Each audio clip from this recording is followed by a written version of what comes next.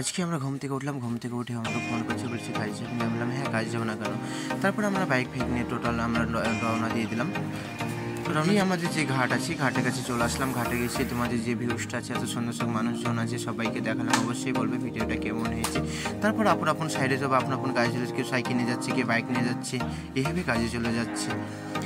তারপরে আমরা চলে আসলাম আমাদের যে কাজের সাইড আছে, কাজের সাইডের এখানে চলে আসলাম। এসে দেখছি পার্টি অপেক্ষা করছি। পার্টিকে বললাম কি হলো, ফোন গেট খুলে, বলছি একটু পর গেট খুলছি।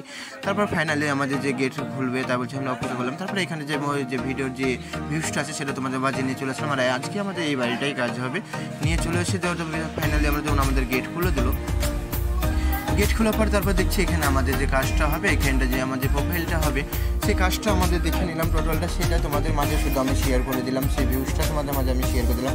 আর অবশ্যই বলবো, তারপর আমি ফাইনালি উঠে পড়লাম গাছে, মই উঠে পড়ে তারপর হালকা পাতলা একটু ডান্স করে নিলাম। তো অবশ্যই বলবো তারপর স্টিকটা আমরা দেখে নিলাম ঠিকঠাক আছে কি না। তারপর যেখানে আমাদের মিস্ত্রি আছে, মিস্ত্রি এখানে দাঁড়িয়ে সব কথা বলছে। তার উপরে সিলিংটা আছে, সিলিংটা আমি একটু ভালো করে দেখে নিলাম। দেখানোর পর দেখছি আমার ভাইপো আমার উপরে আছে, উপরে এসে মনের সুখে প্লাস্টার করছে। এত মনের সুখে মন দিয়ে কাজ করছে, মাথা খারাপ। আর অবশ্যই বলবে ভিডিওটা কেমন আছে, একটা লাইক, একটা কমেন্ট, একটা শেয়ার, অবশ্যই পাশে থাকবে ছোটো ভাই হিসেবে ভালোবাসা দিবে।